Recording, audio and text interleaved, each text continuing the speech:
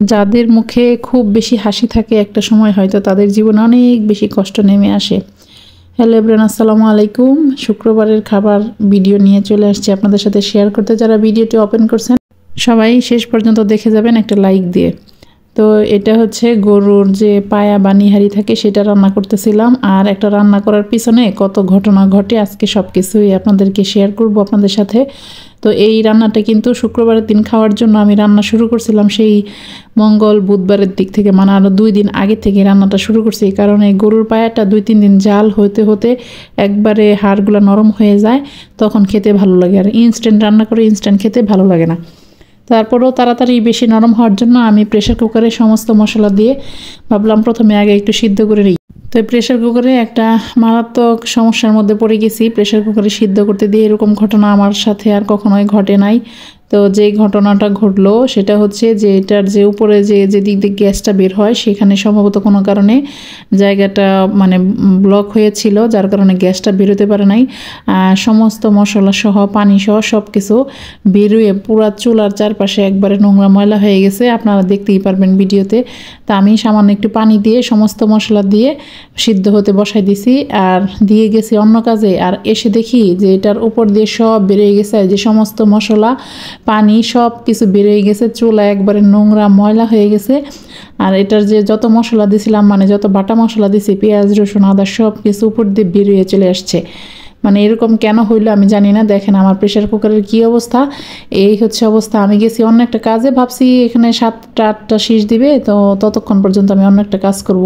আর এখানে সমস্ত মশলা উপরে উঠে গেছে, সমস্ত পানি বেড়ে চুলার চারপাশে পুরোটা নোংরা হয়ে গেছে। তো এটা আমি আসলে রাতেই বসাইছি যে 2-3 দিন এটা জাল হবে, তারপর আমরা আস্তে আস্তে খাবো। তো এরকম ওই যে আবার পুনরায় আমি সমস্ত ধরনের মশলা দিয়ে ভালো মতো 2 দিন 3 দিন 3 বেলা করে এটা জাল করছি, কারণ এটার যে মানে ভিতরের ক্যালসিয়ামটা যেন একদম সিদ্ধ হয়ে নরম হয়ে বের হয়ে যায় এবং খেতেও ভালো লাগে। তো এরকম আগের দিনের মানুষ কিন্তু 2-3 দিন জাল করতো, তো আমিও সেই প্রসেসিংটা খেয়াল করি এখনও। 2-3 দিন জাল করে খেলে ভালো লাগে। আর শেষ মুহূর্তে আমি একটা বাগার দিয়ে নিব, পেঁয়াজ মরিচ রসুন সামান্য একটু জিরা দিয়ে সুন্দর করে ফোড়ন দিয়ে নিব, তাহলে কিন্তু খেতে ভালো লাগবে। তো এটা খেতে আলহামদুলিল্লাহ খুবই ভালো লাগছে। এটা ভাত দিয়ে খেতেও ভালো লাগে, রুটি দিয়েও খেতেও ভালো লাগে, যা কিছু দিয়ে খান। তো শুক্রবারে খাবো এই চিন্তা থেকে কিন্তু আগের থেকেই আমরা জাল করা শুরু করছি। আর এই তো ফাইনালি 2 দিন জাল করার পরে এই তো আমার ফাইনাল লুক। এবং এটার পরে প্রথমে আমরা সকালে রুটি দিয়ে খেয়েছিলাম, তারপরে হচ্ছে দুপুর দিয়ে ভাত দিয়ে খাবো আর কি। মানে এটার যে ঝোলটা সব কিছু বেরোয় কিন্তু ঝোলের ভিতরে চলে আসছে, এটার ক্যালসিয়াম বা এটার যে মজাটা মাশাআল্লাহ লোভনীয় কালার হয়েছে। দেখেন তো আপনাদের কাছে কেমন লাগতেছে অবশ্যই কিন্তু কমেন্ট করে জানাবেন।